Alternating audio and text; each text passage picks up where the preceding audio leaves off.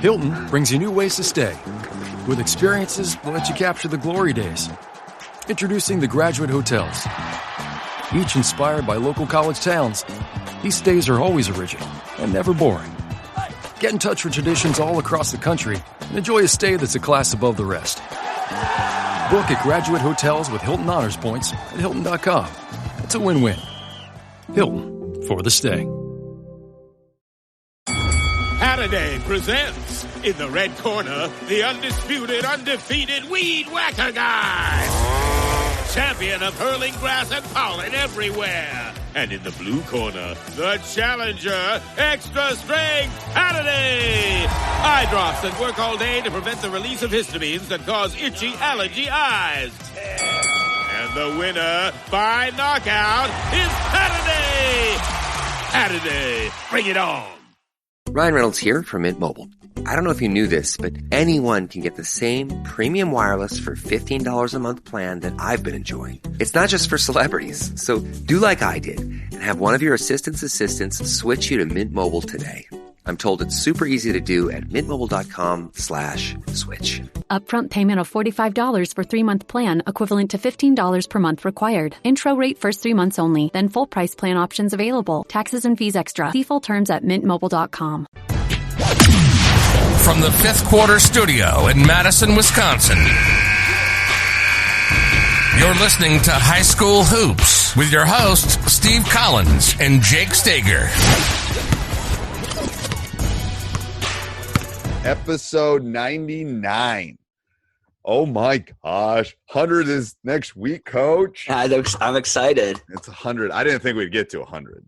I don't know. Maybe. I hope people are listening. If you're listening, subscribe. And, I love talking to Jake once a month, but hopefully you're listening. I think you are.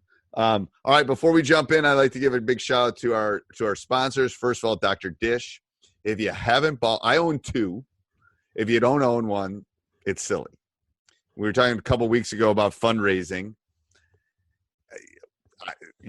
I understand it's a big ticket item, and the thing is they'll work with you with that. They'll do financing, half up front, half over, that kind of stuff. So they'll work with you. They understand what the world we're working in. So Metion Coach Unplugged. They give you $350 off every version but the home one. So that's the first thing. Second thing is make sure you go over and join teachhoops.com for coaches who want to get better. I'm hopefully sending my son off to college. So let's hope. And it also allows us to keep the lights on here.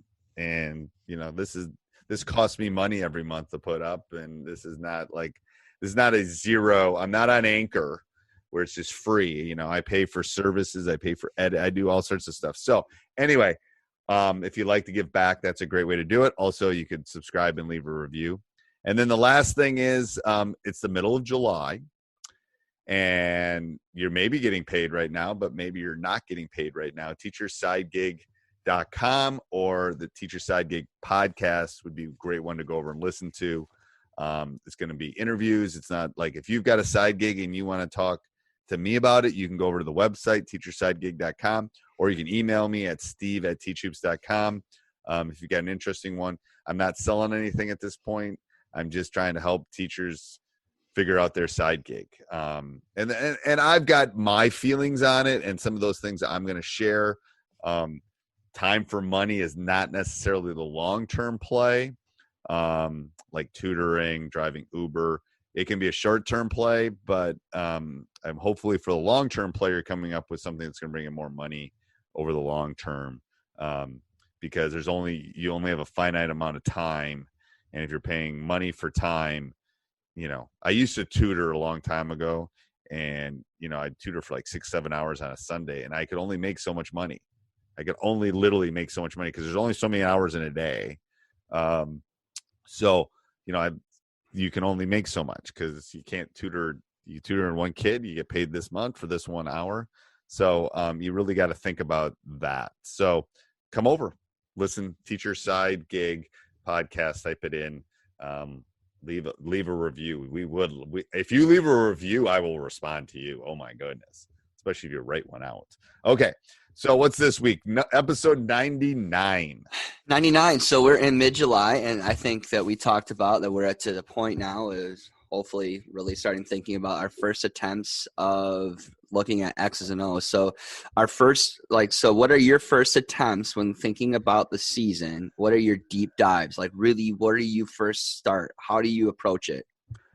This is literally on a piece of paper. I'll draw a big X and I'll go strengths and I'll go weaknesses and I'll start listing kids and I'll start listing their strengths and their weaknesses, because then I can figure out what I can do offensively. Do you do that by yourself? I do. I initially do it by myself, and then I have my staff do it, and then we come back together and see what you guys come up with. We do.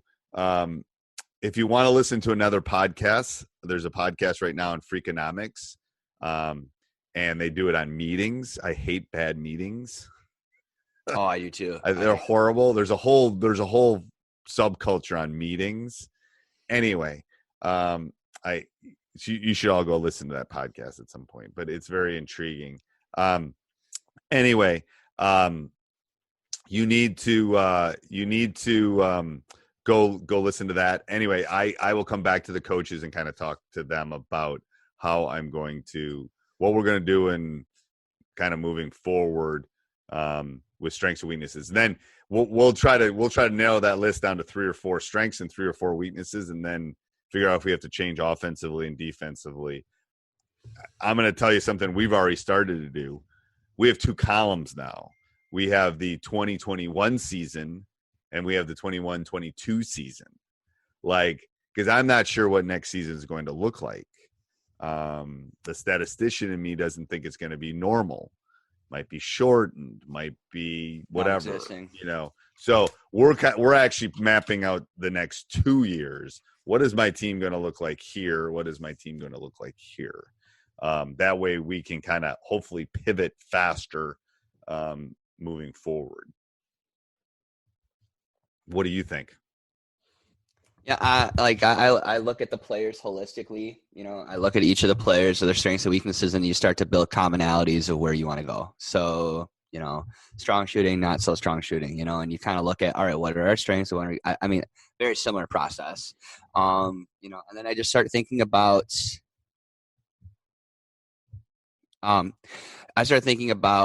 just different ways in which, how I can best, get these guys ready to play. So I think about in the context of, what are they going to be? Then I look at barriers, how is this group as a group? Every group is different. How are you going to reach them? That's a good point. I muted my mic there. Coach saw me talking and I was like, what was going on? I was telling my daughter to go feed the dogs and let them out. Okay. But anyway, could you not hear me? I could hear you. Okay. So I agree. I think that building that relationship part is really important. Yeah. And groups have different personalities. That's why we've tried to map out, because next year's team and the team after will be different personality wise. And then I start thinking about the other opponents that we're going to play, what we're going to need to be able to do and how we're going to set that up. How are we going to deal with if we can't shoot and teams decide to zone us all year, what are we going to do? Or if we're going to be a run and gun team, what are we going to do when we can't run and gun anymore? I start thinking about the opposition of how our team's going to try to beat me versus what I'm going to do to them sometimes. I think that's really important too, to think about, all right, if this is our team, how our team's going to try to beat us as well. Right. Oh, I think that's why I try to do the 2 columns, because that will be our weaknesses. People are going to try to exploit our weaknesses. And then, I think that's when it's those pivots. It's those small little pivots. Then I think you look at your younger teams and you start thinking about where are their gaps too. Because if you're a JV or freshman coach and this team really struggles with free throw shooting based on the data last year, that should be that JV's coach responsibility to really focus on free throw shooting in that season too, because they have more time for skill development, because they're not working as much as preparing for the next opponent. They're developing for the next step. So I also think that being careful is like what position you are as a coach. So if you're a freshman or JV coach, you're really thinking about what skill sets can I give them that they don't have for the big time, Right. And so what you're thinking about might be a little bit different depending on what age group you coach as well. No, I think that's really important as far as breaking that down. What else, Coach? Anything else? I mean, those are the big things. I try to think big picture rather than finite in July.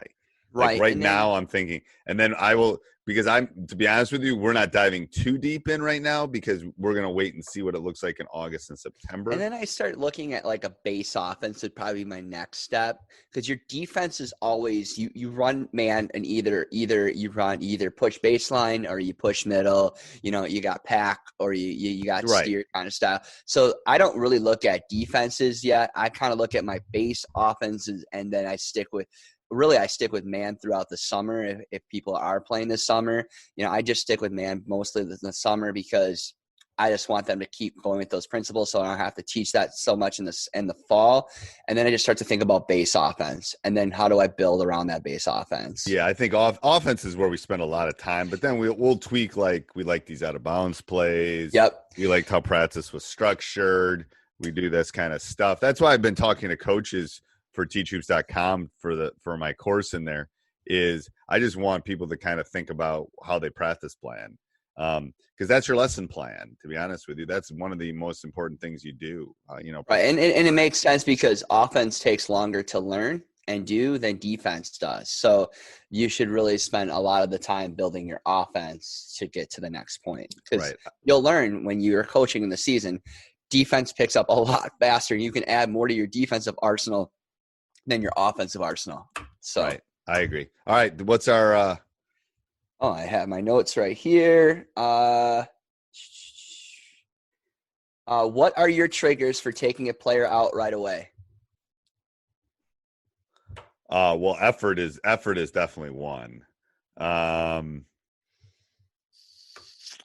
Depends on where it is in the season. Shot selection is one. Turning the ball over. If you turn the ball over a couple of times, you're coming out. Especially if it's in a short period of time. So that's another quick trigger for me is turnovers.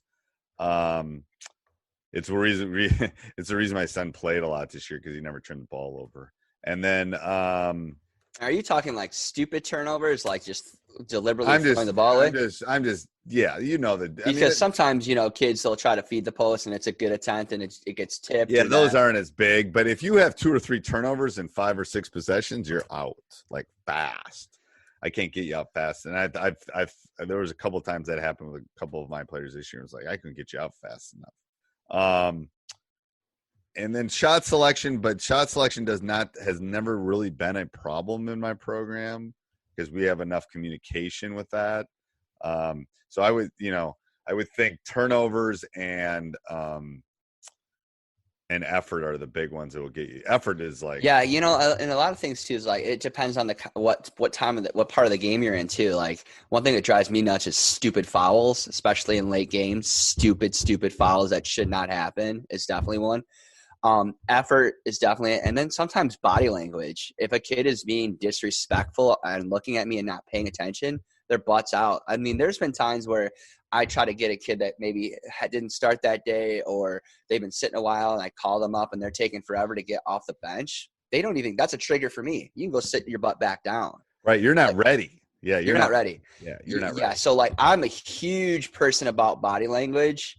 I think, that's my trigger. And one of my biggest triggers is body language. I think I'm a huge person on that.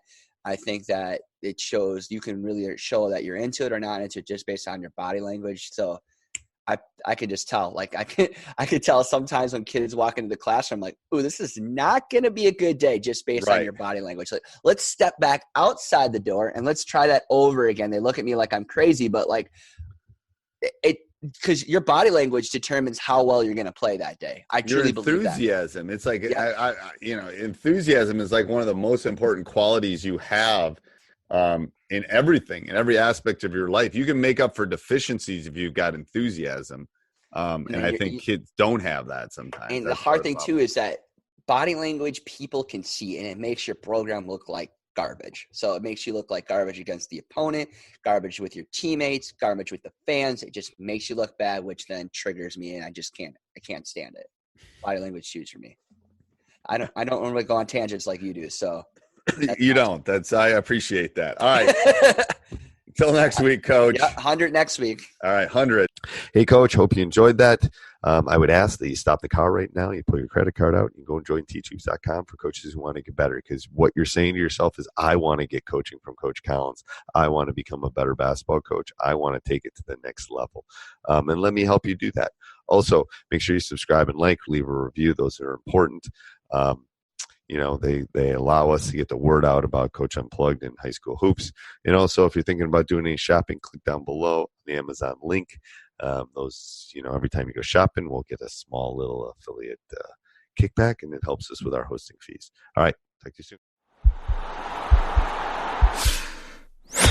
This podcast is part of the Sports Social Podcast Network.